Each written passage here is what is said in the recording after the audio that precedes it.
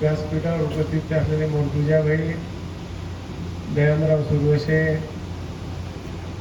आबा कवटे, महेश बँकेचे उपाध्यक्ष निवर्तरावजी कांबळे साहेब, बाजार समितीचे सदस्य माजी सभापती शिवाजीराव खांडेकर, उपस्थित असलेले बाजार समितीचे सर्व संचालक मंडळ, पालम, इसाब, लोहा, कंधार, चाकूर, अहमदपूर या परिसरातून आलेले सर्व सभासद शेतकरी बांधव, कारखान्याचे व्हाईस चेअरमन श्री धोंडराव साहेब, अविनाश भैया, खात्याचे कारखान्याचे सर्व अधिकारी, मिटकर साहेब, काळुगोडेकर साहेब, मिसाळ साहेब, आमचे काम करणारे आता ज्यांचा आपण सत्कार केला, उपाध्यायजी, पत्रकार मित्र, सर्व वाहतूक करणारे आणि सर्व हितचिंतक, शेतकरी सभासद बंधूंनो, पत्रकार मित्र आणि माझ्या तरुण मित्रांनो, बघता बघता आज आपण 12वा गळीत हंगाम आपल्या सर्वांच्या सहकार्याने आपण पार पाडले. गेल्या वर्ष खूप म्हणजे दुष्काळी वर्ष होतं. असं वाटत होतं की कारखाना चालू होतोय का नाही की, पण मध्यंतरीच्या काळामध्ये आणि आमचे विजू पाटील काळामध्ये आपण बघितलं, एक शेवटच्या टप्प्यामध्ये खूप प्रयत्न करून आपल्याला कॅनलला पाणी सोडावं लागलं आणि सतत कारखाना सांगत होता की ऊस आत्ताच मोडू नका, अवकाळी पाऊस पडायची शक्यता आहे. आणि शेवटी 1 महिना 15 दिवसात देखील सगळे शेताची मेहनत आपल्याला करता येते. काही लोकांनी तसा विश्वास ठेवला आणि त्याचा फायदा झाला. आणि म्हणून आपलं यावर्षीचं उद्दिष्ट होतं 4 लाख टनाचं. पण सगळे अशा परिस्थितीमध्ये देखील 3,84,000 या ठिकाणी क्रशिंग केल्याबद्दल आपलं आणि वाहतूकदाराचं, ठेकेदाराचं, कर्मचाऱ्याचं अभिनंदन करतो. आणि हे सगळं आता आपण हार्वेस्टरच्या माध्यमातून मोठं काम सुरुवात केलेलं आहे. 4 लाख व्हायला पाहिजे होतं, अपेक्षा होती, परंतु शेवटी ऊसाचं टनेज जसं गतवर्षी आलं तसं आलं नाही, त्याच्यामुळे तूट पडली. पण चांगला या वर्षात देखील आपण चांगली कामगिरी केली. कारखानदारी चालवणं तसं खूप अवघड काम झालं.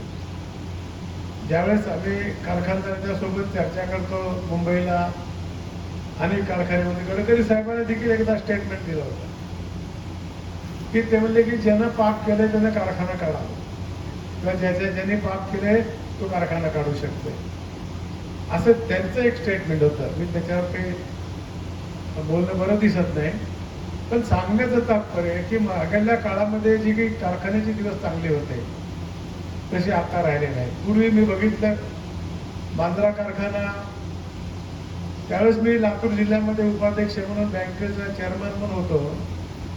कारखान्याचा दर हा सगळं क्रशिंग झाल्यानंतर दुसऱ्या वर्षाचा कारखाना गळीत हंगाम सुरू होणार आहे, त्यावेळेस साखर विकायची, बग्यास विकायचा, मळी विकायची, आणि त्याच्यानंतर स्वर्गीय विलासराव देशमुख साहेब मागेले 100 राहिले देऊन टाकून, 200 राहिले देऊन टाकून, 50 देऊन टाकून, अशा प्रकारचं होतं. आणि म्हणजे सरकारने हे धोरण नवीन सुरुवात केलं FRPचं, आणि त्याच्यामुळे थोडीशी गडबड व्हायला लागली.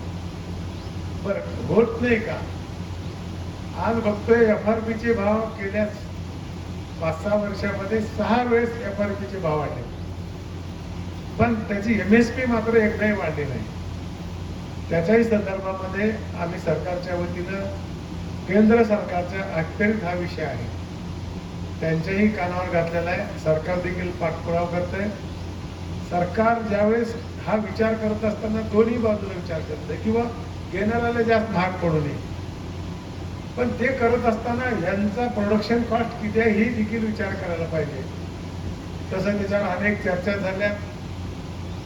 बरेच जण मंत्रिमंडळामध्ये सगळ्याचेच कारखाने आहेत, पण ते देखील आता टप्प्याटप्प्याने होणार आहे. किंवा आपल्या बाकी सोयाबीनचा भाव असेल किंवा हरभऱ्याचा भाव असेल, सोयाबीनच्या संदर्भामध्ये बघितलं आपण की दुसऱ्या देशामध्ये अनेक ठिकाणी सोयाबीन बंपर क्रॉप आला, 30-30 क्विंटल एकरी आले आणि तिथला जर सोयाबीनचा भाव बघितला तर 3,000 आहे, कारण आवरेज जास्त आहे तिथं.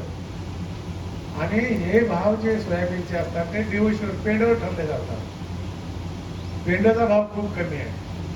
म्हणून त्याच्याही संदर्भामध्ये सरकारला मी विनंती करतो की शेतकरी राजा आमचा नाराज आहे. आपल्याला देशाची $3 ट्रिलियन जर अर्थव्यवस्था करायची असेल आणि राज्याची $1 ट्रिलियन करायची असेल तर आपला कृषी प्रधान देश आहे, याच्यावरच आपल्याला फोकस जास्त करावा लागतो. त्याही संदर्भामध्ये कॉटन असेल, याही संदर्भामध्ये आम्ही त्याच्यावर मार्ग काही काढता येईल का नाही काढायसाठी आम्ही प्रयत्न करणार आहोत. लाईटचा प्रश्न आपल्याकडे खूप भेडसावत आहे. 9,000 मेगावॉटचं काम चालू आहे. दिवसा लाईट तुम्हाला भेटली पाहिजे, मागलं कर्ज सगळं माफ केलं, परंतु असं आपल्याला करून आता भविष्याच्या काळात चालणार नाही की आता लोकांमध्ये कार्यक्षमताच वाढवली पाहिजे उत्पादन करण्याची.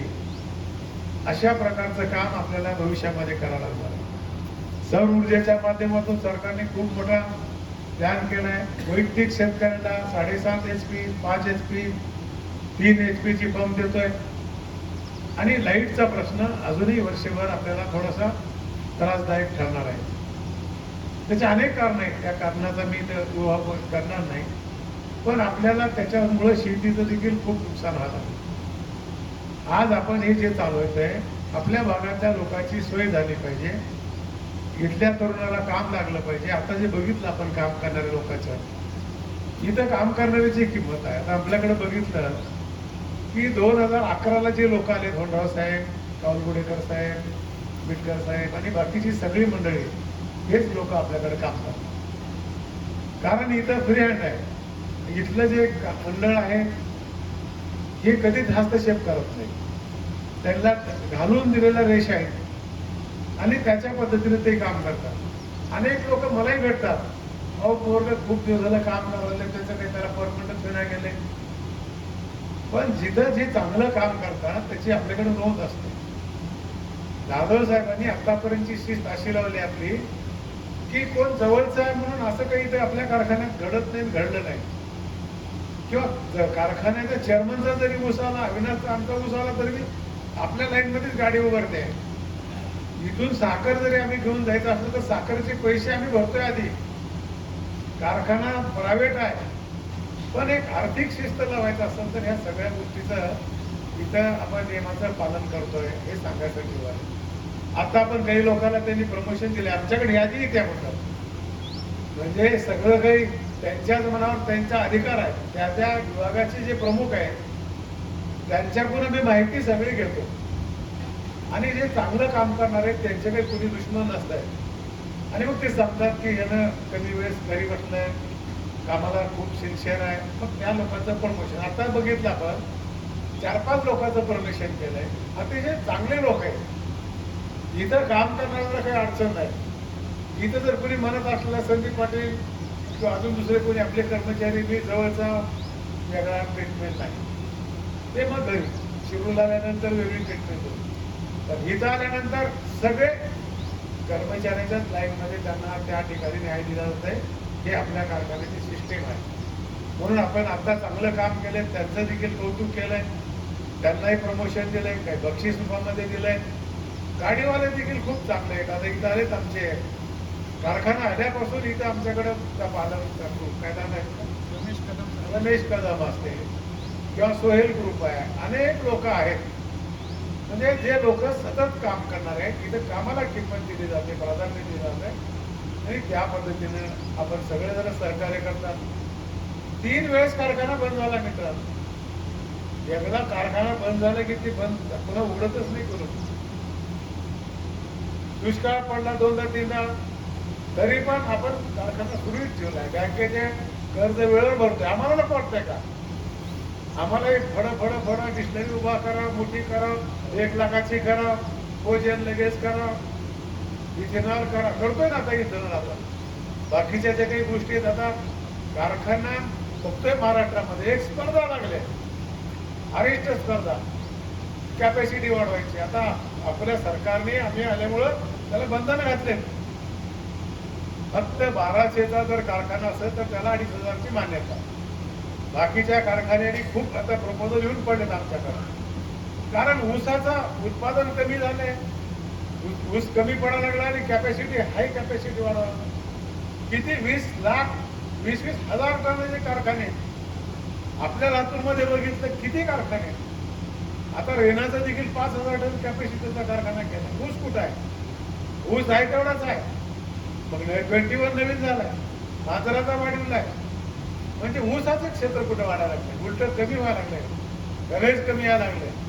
त्याच्यासाठी आता कारखान्याच्या सगळ्यात समोरचा आणि आपल्या शेतकऱ्याचं आपलं अर्थ करतं की चांगल्या नवीन जाती वेळेवर लागवड करणं. बोलतात पश्चिम महाराष्ट्रात भात कसं काय देतात लोक, तिथे अडचणी ऊस आहेत. अडचणी ऊसाला 12च्या पुढे रिकव्हरी ते आम्हाला ती वाटत नाही का. म्हणून आता आपलं ज्यावेळेस तिकडून जे काही पाणी येणार आहे, काही आपण गेल्या वर्षी विजू पाटलाचा सत्कार ते केला आपण, तर त्यांनी खूप चांगलं त्या काळामध्ये काम केलंय. मग पाणी सोडायचं असेल, अधिकारी म्हणून त्यांनी, मी स्वतः डोळ्याने बघितलंय की एक तळमळ असणारे अधिकारी आमच्याकडे खूप चांगले आहेत. ते बॅरेजच्या ज्या वेळेस बसलं बघितलं आपण, काय परिस्थिती होती आम्हाला विजू पाटलालाच माहिती आहे. पण तशा परिस्थितीत देखील आपण बॅरेजेस मंजूर केले, कामाची सुरुवात झाली. अजून त्याच्यामुळे ऊस वाढणार. आपल्या भागाचा विकास कधी होणार आहे, ही सगळी बागायती जमीन क्षेत्र वाढलं पाहिजे. आपल्या क्षेत्राने काही मेहनतीला कमी नाही, पण ज्यावेळेस ऊसाला पाण्याची आवश्यकता आहे त्याच वेळेस पाणी करतात. आणि अडचणी ऊसाला पाणी तर मुबलक लागतंय. आणि ते देखील आता भविष्यामध्ये आपलं स्वप्न पूर्ण होणार आहे असं मला वाटतं. कारण जे आपण ते काम चालू आहे का, 2 TMC पाणी, 50 MMQ पाण्याची आपल्याला परवानगी भेटलेली आहे. आणि त्याचं काम आता जलद गतीने आपण सुरुवात केलेलं आहे. खात्याचा मंत्री देखील आपल्या नशिबानं आपल्याला चांगलं भेटलाय. राधाकृष्ण विखे पाटील त्याचे मंत्री आहेत. दोनदा बैठक घेतली, बाबासाहेब काय कुठं अडचण आहे मला सांगा, ताबडतोबीनं तुम्हाला मदत करू. तुम्हाला अहमदपूरला यायचे, ज्यावेळेस आपल्या कोर्टाचं उद्घाटन झालं त्यावेळेस ते आले होते. म्हणजे एक चांगल्या प्रकारचा आपल्याला मंत्री भेटलाय. आणि बाकीचे सगळे अधिकारी, गोगरे साहेब असतील, तिकुनवार साहेब असतील, चिस्ती साहेब असतील, काळे साहेब असतील, ही सगळी आपल्याला चांगली टीम भेटली आहे. आणि लवकरात लवकर आम्ही तिथं आढावा देत असताना सांगितलं की अधिकाऱ्यांनी काढला हिशोब. मी अविनाश आणि सगळे अधिकारी मंत्री महोदय होतं, त्यांनी 18 महिने ते 2 वर्ष लागतील आपल्या या कामात. तर त्यावेळेस आमचे विखे पाटलांनी म्हणले नाही, म्हणले आता 18 महिने आम्हाला परवडणार नाही. म्हणले एवढी यांत्रिकीकरण आलंय, एवढं टेक्नॉलॉजी नवीन आलंय, आणि मला हे काम सगळं 1 वर्षात पूर्ण करून टेंडर करायचे. मग तशा प्रकारे काय काय करावं लागेल, मग ते एका प्रायव्हेट कंपनीला द्यावं लागेल, मग मूळ कंपनीच्या लोकांना, त्या अधिकाऱ्याला विश्वास घ्यावा लागेल. त्या सूचना दिल्यात आणि त्या पद्धतीनं आपल्याला काम करायचे आहे. आणि भविष्यामध्ये निश्चितपणे या आपल्या सत्तेचा उपयोग त्याच्यासाठीच आपल्याला करायचे. आमदारकी म्हणजे कुणाला भांडण्यामध्ये आपल्याला आनंद नाही, किंवा आपण आलो म्हणून आनंद मानायचं कारण नाही. आपल्याला आपल्या मतदारसंघाचा, आपल्या राज्याचा विकास करायचा. आज माझ्याकडे जी जबाबदारी दिली आहे आमच्या सरकारने, खरं तर तुमचे मी आभार मागच मानले, आज मी मानतो. कार्यकर्त्यांनी एवढं या निवडणुकीमध्ये कौतुक करावं कार्यकर्त्याचं. आतापर्यंत मी 14-15 निवडणूक स्वतः लढलं आणि साहेबाच्या 5-7 निवडणुका, म्हणजे माझ्या 17 साहेबाच्या 5 22 निवडणुका. पण अशा प्रकारचं गोडूळ वातावरण कधी राजकारणात झालं नव्हतं. काहीतरी ओबीसी पॅटर्न काढला, काहीतरी म्हणते बारकाच मराठा म्हणते काहीतरी, आणि असं विचित्र वातावरण केलं.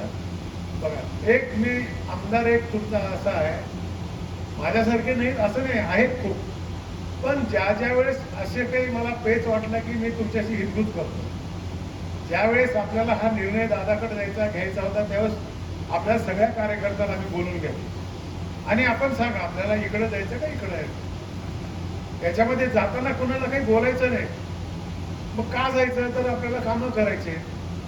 आणि मग संमिश्र तिथं प्रतिक्रिया आली आणि मग विचार करून आपण जे निर्णय घेतला तो दादाकडे जायचा.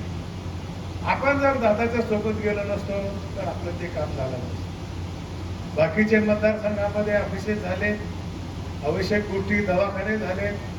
आपण सत्तेमध्ये नसतो, काही आपण आमिष दाखवून काही कुणाचं हे घेऊन गेलो नाही. आपण मतदारसंघातल्या जनतेचा विकास झाला पाहिजे हीच माझ्या मनात आणि तुमच्या मनात भावना होती. आणि लोकसभेला उलटा निघाला. लोक म्हणाले बघा आता कसं झालं, काय व्हायचं होत राहते. हे काही नवीन आहे का? 2019ला असं झालं ना. 2019ला केंद्रामधलं सरकार आलं. आपल्या मतदारसंघामध्ये देखील 50-55 लोकसभेला लीड मिळाली. त्यावेळेस संघारे साहेबाला लोक म्हणाले आता एवढी लीड कशी तुटल आपली. तुटणार म्हणलं आपण आपलं प्रामाणिकपणे काम केलं तुटणार आहे. उलट ते लीड तुटून आपण 29,500 निवडून आले 19ला. आणि तशीच ही पेशन आता झाली. मग म्हणाले आता काही खरं नाही, अजितदादाचं चुकीचा निर्णय घेतलाय. हे देखील येडे मीडियावाले सांगायला लागले काय खरं नाही तुमचं. आमच्या मतदारसंघात म्हणजे तुम्ही 3 नंबरलाच आहात, म्हणजे तुम्हाला मुस्लिमाचे मत मिळणार नाही कारण तुम्ही भारतीय जनता पक्षासोबत गेला. मराठा राहणार नाही, जरांगेचा वेगळा निर्णय होणार आहे जरांगेचा. तुम्हाला कुठेच मत म्हणायचं. पण असं झालं नाही. मतदार आणि ठाम राहिले आणि लोकांनी पुन्हा एकदा विकासाला प्राधान्य द्यायचं म्हणून बाबासाहेब पटलाला आशीर्वाद दिला. त्याच्यासाठी आला. मग त्याचा परिणाम काय झाला? 30,600ची लीड भेटली. 2 पेट्या शिल्लक राहिल्या जातो. ते चालनाच गेले, डबडे बंद पडले. मॅडम म्हणले मग याला बाहेरून आणावं लागतंय. मॅडम बाहेर लोक बसलेत, आम्हाला जायचे मुंबईला, करा डिक्लेअर म्हणले निकाल. ते 2 पेट्या झरीची आणि एक नांदूरची दिलीपराव मालकाच्या. आपल्यालाच मतदान होतं तिथं. म्हणजे अजून 1,000-1,500 वाढलेच असते. मग हे तुम्ही जे राजकीय शांतपणा जे म्हणतो ना, हेच आम्हाला अपेक्षित होतं की चांगलं कधी होणार आहे, कोण करू शकणार आहे याची तुम्हाला आता दृष्टी आल्या म्हणणाऱ्यापैकी मी आहे.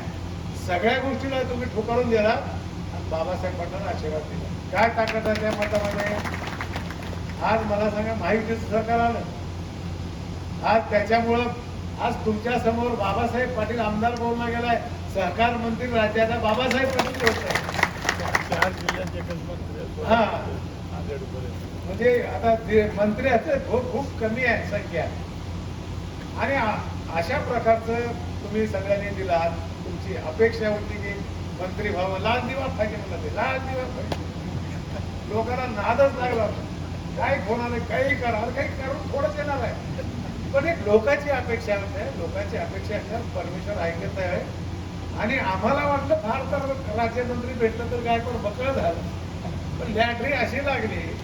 आता आपला काही संबंध नाही. खूप मोठं काम आहे आणि करणार ते काम आहे. राज्याला प्रगतीकडे नेणार. आणि ह्या आतापर्यंत मी जिथे गेलोय, जिल्हा बँकेत गेलोय, मार्केटिंग फेडरेशनला गेलोय, त्याला देखील मला 1 वर्ष भेटला. तिथे देखील 4-5 प्रोडक्ट आणले. वेगवेगळ्या पदात गेलो. 60-70 लोक तिथले लोक भरले मी. आणि आता तर दादाने आपल्या विश्वास टाकला ना, संपला. साधी गोष्ट नाही मित्रांनो हे सहकार मंत्री म्हणणं. कारण हे सगळे पश्चिम महाराष्ट्रामध्येच आतापर्यंत पदे गेले होते. पण दादाने काय विचार केला किंवा मराठवाड्यामध्ये सहकारी चळवळ आपल्याला अजून डेव्हलप करायची आहे. तुम्हाला लागून मराठवाडा विदर्भ आहे आणि बाबासाहेब पटलाला याच्यातला अनुभव आहे. त्याच्यासाठी मी काम केलोय ही दादाला माहित होतं. आणि म्हणून ही आपल्याला दिली. मला काल एक आमदार 2 भेटले. मला नाव सांगतो, मला सदाभाऊ खोत मला सतत भेटतात. काही काम असते त्यांचे. देव आहे मला आता म्हटलं की तुम्ही सहकार मंत्री झाल्यावर म्हणजे तुमच्यासारख्या माणसाला एवढं मोठं पद मिळालं आणि दिले. काय जादू आहे म्हणजे काही नाही, प्रामाणिकपणा दादासंग राहिलोय आम्ही. आणि त्या क्षेत्रात सोसायटीपासून आले. भाऊ म्हणलं आम्हाला पटलं म्हणले तुमच्यासारख्या माणसाला एक पद दिलं आणि न्याय देणार म्हणलं. त्यांचे प्रश्न लागलेत मला. म्हणलं सगळे उत्तरं तयार आहेत भाऊ म्हणलं माझ्याकडे. म्हणून अशा प्रकारचं ही खूप मोठं काम. मी नाव सांगून माझं मोठेपणा मी घेणार नाही. इतक्या लोकांचा संबंध, सगळे कारखानदार, बँकेचे चेअरमन, गृहनिर्माण सोसायट्या, 8.5 लाख देशामध्ये संस्था आहेत. 1,25,000 गृहनिर्माण सोसायटी आहेत मित्रांनो. आपल्या शिरूर सारखे गाव तर एका बिल्डिंग मध्येच गावात असते. अशा प्रकारचं काम तिथं आपल्याला करायची संधी भेटली आहे. आणि मग या सोसायटीच्या माध्यमातून आपल्याला आपल्या भागात काम करायचे.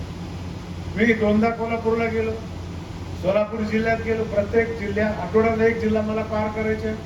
म्हणजे तिकडंच माझं लक्ष आहे असं नाही, इकडं पूर्ण लक्ष आहे माझं. म्हणजे पुन्हा म्हणजे म्हणतो ना घर उडे आकाशी, माझं पूर्ण लक्ष मतदारसंघावर आहे, माझ्या मतदारावर. इथे जे आम्हाला लागणार आहे ते आम्ही अगोदर करणार. आणि इथं डेव्हलपमेंट आम्हाला कोऑपरेटिव्ह मधून करायचे आहे. मला सांगा, आज देशाचे गृहमंत्री अमित शहा यांच्याकडे खातं आहे आणि ते देखील काही सर्वसामान्य माणूस नाहीत, मंत्री असे कुठून तर आले नाहीत. ते देखील गुजरातच्या जिल्हा बँकेचे 10 वर्ष चेअरमन राहिले. आणि या वर्षामध्ये हे वर्ष आपण सहकार वर्ष म्हणून मान्य केलंय.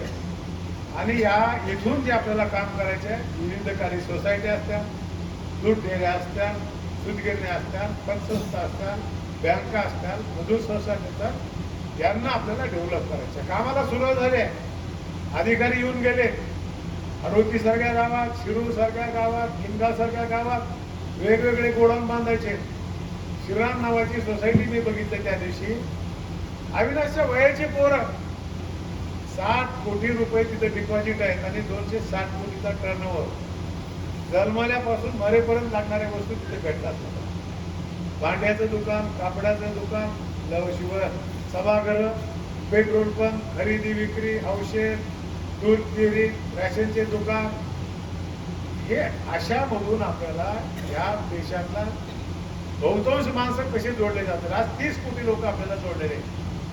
ज्या लोकांनी हे स्वप्न बघितलं, विखे पाटील, पंजाबराव देशमुख, यशवंतराव चव्हाण साहेबांनी, ते आता आपल्याला 5 वर्षामध्ये आपल्याला काम करायचे. सोसायटीमध्ये अजून काही वाढ करायची आहे का?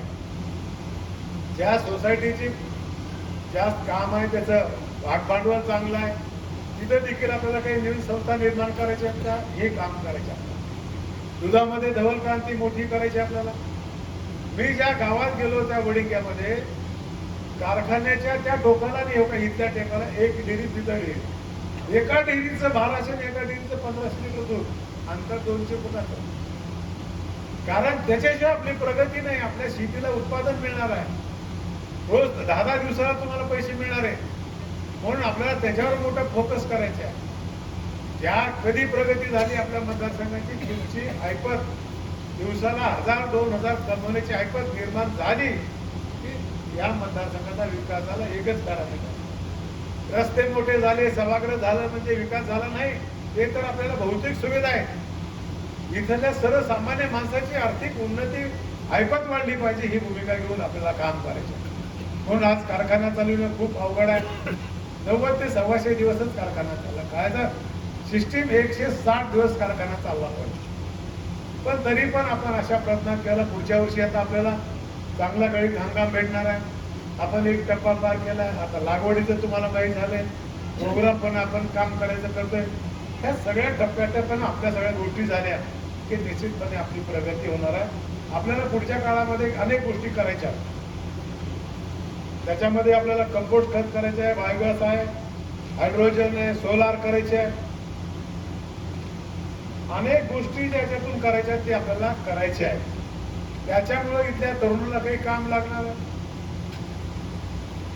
आपल्या अनेक भागामध्ये लोक शिकलेले आहेत, त्यांना चांगल्या प्रकारचं शिक्षण द्यावं. अशाही सगळ्या गोष्टी आपल्याला भविष्यात करायच्या. यावर्षी आपल्याला तो कार्यक्रम घ्यायचा आहे.